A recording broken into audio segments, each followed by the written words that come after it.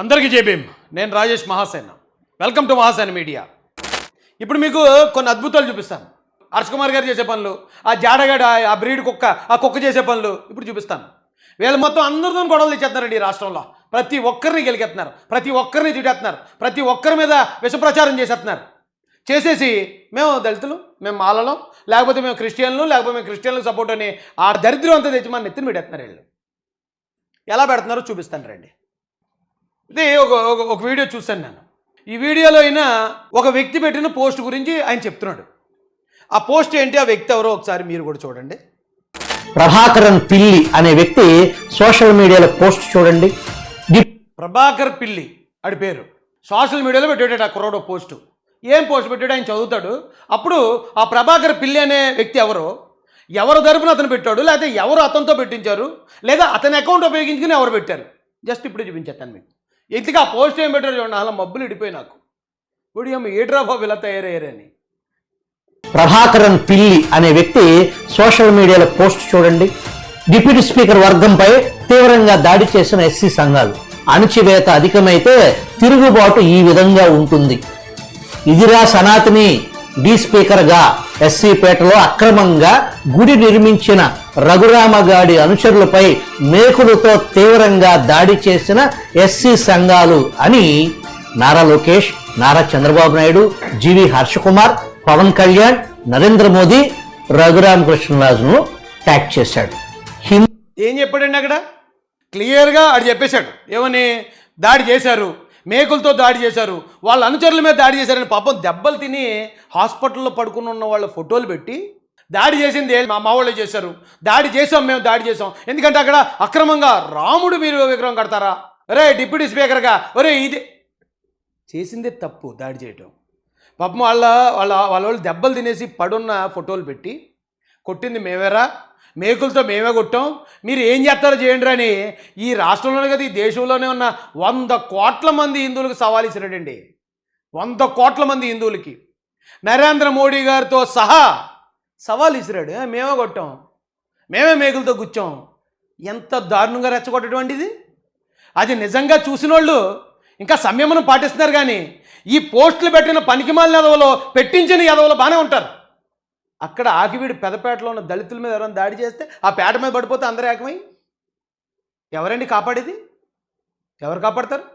మొత్తం రాష్ట్రం అంతా వాళ్ళకే సపోర్ట్ చేస్తారు. దాడి చేసినా సరే సరే వాళ్ళు కొట్టారంటున్నారు కదా, వాళ్ళు మేకులతో గుచ్చారంటున్నారు కదా, మన వాళ్ళు అందరూ హాస్పిటల్లో పడి ఉన్నారు కదా, ఇంకా అలాంటి వాళ్ళ దగ్గర చట్టాలు గిట్టాలంటే అంటారు.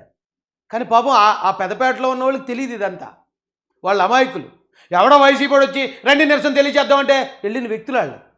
ఓడి అమ్మ, మొత్తం అంతమంది జనాన్ని చావుకు అప్పగించేస్తున్నారు కదరా మీ కన్నింగ్ తెలివితేటలో, మీ స్వార్థం కోసం. ఇందుకెవడీడు? ప్రభాకర్ పిల్లని కూడా ఎవడండి? ఇదిగో హర్ష్ కుమార్ గారు పిఎన్ అని చెప్పి తిరుగుతున్నాడు. హర్ష్ కుమార్ గారు అంటే కొంతమంది ఏం చేస్తారంటే, కొంతమంది లీడర్లు ఉంటారు, వాళ్ళ పిఏ అకౌంట్నో లేకపోతే ఇంకొకరి అకౌంట్నో ఇలాంటి పోస్టులు పెట్టడానికి వాళ్ళే ఉపయోగించుకుంటారు. ఏమో మేబీ ఆ పోస్ట్ పెట్టింది హర్ష్ కుమార్ గారు ఏమో కూడా మనకు తెలియదు. ఎందుకంటే మొత్తం ఈ ఐడి అంతట్లో కూడా హర్ష్ కుమార్ గారి వీడియోలే.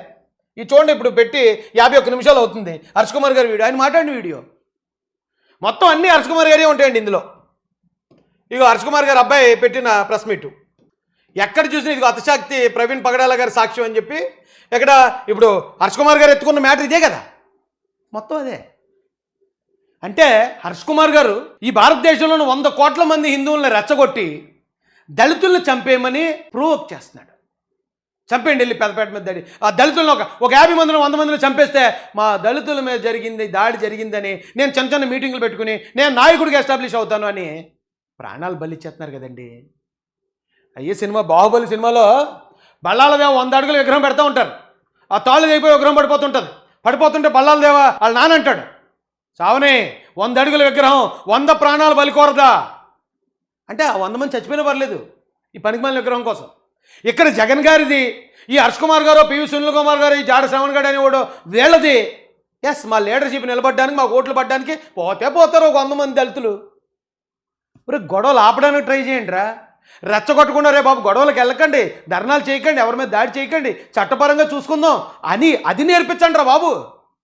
అది వదిలేసి కొడతారు, మేకులతో పొడి చేసాం, దళిత సంఘాలు ఈ ఒక్క సాక్ష్యం చాలు వాళ్ళకి శిక్ష పడిపోనాకి. మరి ఇదిగోరా మీ ఓడే ఇక మీ హర్ష కుమార్ పిఏ అంటాడు వీడు పెట్టాడు ఈ పోస్టు ఇంతకన్నా సాక్ష్యం ఏంటరా బాబు అని చెప్పి వాళ్ళని దాదాపు 3 నెలలు బయట రానివ్వకుండా చేసినాక సరిపోదు కదా వీళ్ళే చెప్తున్నారు, హర్ష కుమార్ గారే చెప్తున్నారు. ఎస్, మేకులతోటి గుచ్చింది మా వాళ్ళే అని చెప్పి హర్ష కుమార్ గారు వాళ్ళ పిఏతో చెప్పించాడు. ఇంకా సాక్ష్యం ఏం కావాలి? ఆ పెదపేటలో ఉన్న 57 మంది అమాయకులు వాళ్ళు జైలు పోయి 3 నెలల దాకా బయట రాకుండా బెయిల్ కూడా రాకుండా ఉండండి. నేను చెప్తున్నానండి, ఈ దేశంలో కదా, ఏ దేశంలో అన్నా ఆ దేశంలో ఆయా దేశాల్లో ఉన్న మెజారిటీ మతం ఏదైతే ఉందో ఆ మతానికి ఎప్పుడన్నా చేటు చేసేవాడు ఎవడన్నా ఉంటే ఆ దేశంలో ఉన్న పెద్ద పెద్దోళ్ళు కూడా కోపం తెచ్చుకుంటారు. అది జరుగుతుంది. రాజ్యాంగంలో అందరూ సమానం అని ఉంటుంది. ఉన్నా కూడా వీడు మనల్ని తిట్టాడండి అన్నప్పుడు, ఆ చేసింది తప్పు అన్నప్పుడు అక్కడ న్యాయం తీర్చే ప్లేస్లోగా నేను ఉన్నాను అనుకో, నన్ను తిట్టాడు కానీ రాజ్యాంగం తిట్టమని హక్కు ఇచ్చిందంట, పాపం నిర్దోషాలు వదిలేద్దాం అనుకుంటాడు ఎవడన్నా అనుకుంటాడా? ఎందుకు అమెరికాలో మొన్న ఏదో ఆంజనేయ స్వామి విగ్రహం ఏదో కడదాం అనుకున్నారు, పెద్ద విగ్రహం. అమెరికాలో మన వాళ్ళు పెద్ద పెద్ద గుళ్ళు కట్టారు, టెంపుల్స్ కట్టారు, చక్కగా పూజలు చేసుకుంటూ ఉంటారు. ఎక్కడ అమెరికన్ సబ్జెక్షన్ చెప్పలే. కానీ పెద్ద విగ్రహం కట్టాలన్నప్పుడు అక్కడున్న కొద్దిమందికి వ్యతిరేకత వచ్చింది. కొంతమంది అమెరికన్స్ వ్యతిరేకించారు, ఏంటి ఇక్కడికి వచ్చి ఎంత పెద్ద పెద్ద కట్టడాలు, ఇది కరెక్ట్ కాదని చెప్పి వాళ్ళు. ఇది అంటే మనం చేసుకున్నంత వరకు, పరిమితి ఉన్నంత వరకు ఏ దేశంలో అన్నా ఎక్కడన్నా ప్రశాంతంగా ఉండొచ్చు. ఈ దేశంలో కూడా క్రిస్టియన్స్ ముస్లిమ్స్ ప్రశాంతంగా ఉండొచ్చు. ఎక్కడి వరకు? ఎదురుని గెలకనంత వరకు, మెజారిటీ మతాలను గెలకనంత వరకు. తెలియక ఒకప్పుడు ఏది చేశారంటే అర్థం ఉంది. ఇప్పుడు ఏంటండి బాబు దరిద్రం. హర్ష కుమార్ గారు అదే ఎవరైతే అలా పెట్టాడో మేకులతో కూర్చోరు అది ఇదని, అదే దాని నుంచి ఆయన వీడియో మాట్లాడాడండి. వీళ్ళు రెచ్చగొడేస్తున్నారండి, కూటమి ప్రభుత్వాన్ని రెచ్చగొడేస్తున్నారు, హిందువులను రెచ్చగొడేస్తున్నారు, కాపుల్ని రెచ్చగొడేస్తున్నారు, బీసీలను రెచ్చగొడేస్తున్నారు. రెచ్చగొట్టి వీళ్ళు చూపించేది ఎవరినంటే వీళ్ళందరూ బాగానే ఉంటారండి, పెద్ద పెద్ద బిల్డింగ్లు కట్టుకుని ఉన్నారు, చక్కగా బిల్డింగ్లో దూరేస్తారు. అమాయకమైన మాల్లో అమాయకమైన క్రైస్తవులు బుక్ అయిపోతారు. ఇప్పుడు ఆకి వీళ్ళు 57 మంది బుక్ అయిపోయినట్టు. వీళ్ళు ఎవరు అక్కడికి వెళ్ళట్లేదు చూడండి. ఇప్పుడు సింపుల్గా వీడియోలు మాడుతున్నారు. అక్కడికి వెళ్ళొచ్చు కదా అక్కడికి.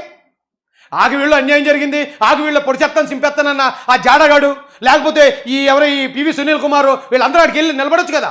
ఆ 57 మందిని పరామర్శించడానికి పోయి రచ్చగొట్టింది మీరే, మీ గురించి వాళ్ళు ఇరుక్కున్నారు. అందరికీ నమస్కారం. మనకి ఈరోజు నేను చెప్తున్నది ఏంటంటే, మనకి ముఖ్యమంత్రి ఉప ముఖ్యమంత్రి చరిత్రలో ఇటువంటి వాళ్ళు మనం చూడలేం. ఆకివీళ్ళలో జరిగిన ఘటనకి ముఖ్యమంత్రి గారు ఉప ముఖ్యమంత్రి గారు గుర్తొచ్చారు ఈయనకి. ఆకివీళ్ళలో రామాలయం కోసం ఆ రాముడికి దండేయాలని రఘురామరాజు గారు వెళ్ళటం ఏంటి? అక్కడ వైసీపీ రెచ్చగొట్టిన దాని మీద కొద్దిమంది వెళ్ళి ఆయన మీద దాడి చేసే ప్రయత్నం చేయటం ఏంటి? దానికి ముఖ్యమంత్రికి ఉప ముఖ్యమంత్రికి సంబంధం ఏంటండి ఇది?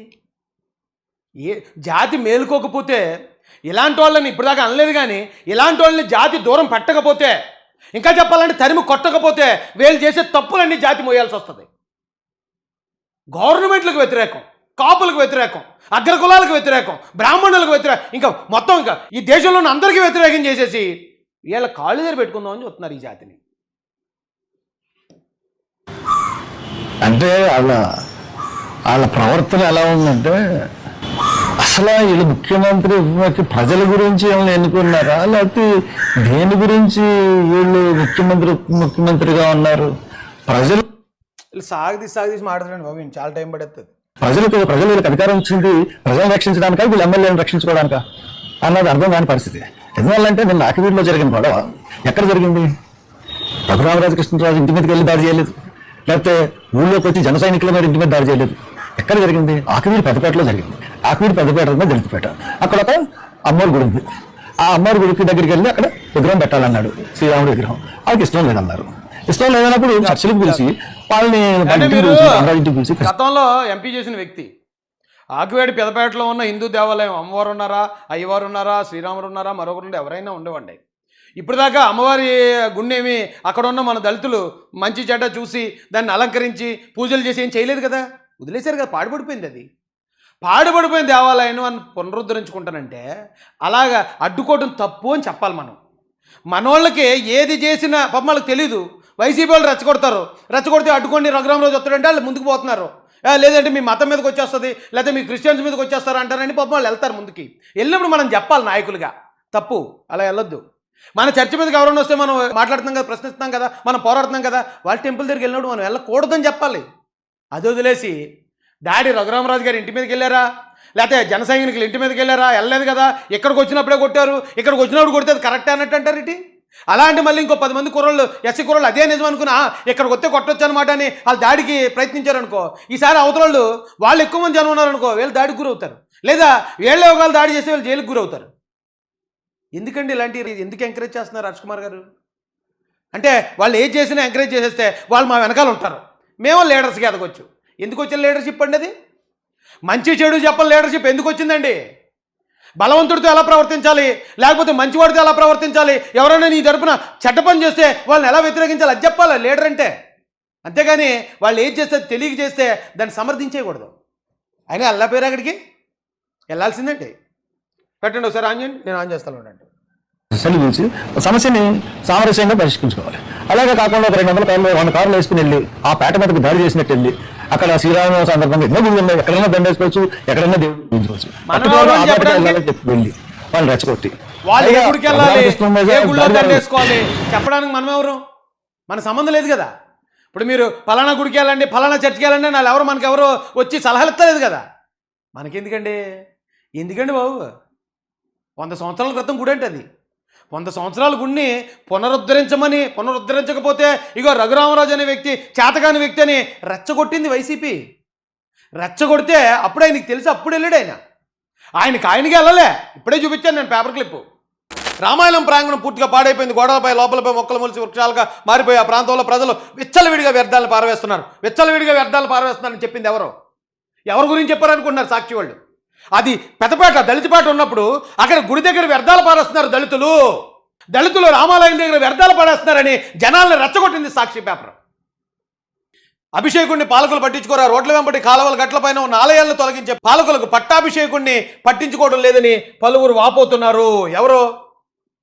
కాలువ గట్టు మీద ఉన్న చర్చల్ని లేకపోతే కాలువ గట్టు మీద ఉన్న కట్టడాలను తీసింది రఘురామరాజు గారు. డైరెక్ట్గా రఘురామరాజుని రెచ్చగొట్టారు. ఏమైనా అక్కడ అలా చేస్తున్నావు కదా, ఇక్కడ 100 సంవత్సరాల నుంచి ఉన్న రామాలయం కట్టవా, అక్కడ దళితులందరూ వ్యర్థాలు పడుతున్నారు పట్టుకెళ్ళి అక్కడ అని సాక్షి పేపరు, భారతి రెడ్డి గారి పేపరు, జగన్ రెడ్డి గారి పేపరు RRR గారిని రెచ్చగొట్టి రఘురామరాజుని అలా రప్పించి దళితుల్ని రెచ్చగొట్టి దళితుల్ని ఎలా పంపించి గొడవ పెట్టించి వాళ్ళందరినీ జైలుకి పంపించి ఇప్పుడు మిమ్మల్ని రప్పించి మీరు బాగానే చేశారా, మళ్ళీ అలాంటి దాడులే చేసి మీరు జైలుకి పోండి, మేము మాత్రం దీన్ని చూపించి దళితుల మీద ఎలా చేసిందని రెచ్చగొట్టి ఎస్సీ ఓటింగ్ను మళ్ళీ మా జగన్ గారి దగ్గర తీసుకెళ్తాము. ఏంటండి ఇది?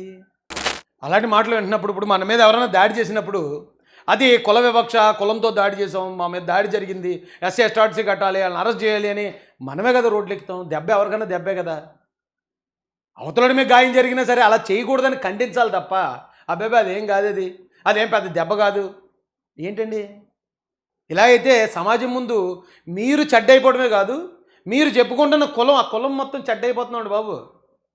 ఏమనంటే మీరు పార్టీ వ్యక్తిగా మాట్లాడుకోండి, పోనీ కులాన్ని వదిలిపెట్టండి బాబు. ఇలాంటి విషయాల్లోకి కులాన్ని మొత్తం దోషిగా నిలబెట్టకండి బాబు. ఏమండి ఇప్పుడు ఆయన అయిపోయాడు కదండి, ఆయన పిఏ పెట్టాడు పోస్టు, అతను కన్ఫర్మ్ చేశాడు, ఎస్ మా వాళ్ళే దాడి చేశారు, మేకులతో దాడి చేశారు, మళ్ళీ మా దగ్గరకు వస్తే మేము ఎలాగ ఉంటాం, తిరుగుబాటు తీవ్రం అవుతుంది, రఘురామరాజు ఒరే DCM మొత్తం హర్ష్ కుమార్ గారు ఆధ్వర్యంలో జరిగింది. అది ఇప్పుడు పెట్టాల్సిన కేసులు ఏళ్ళని కూడా పెట్టాలి కదా, రెచ్చగొట్టింది ఏళ్లే కదా.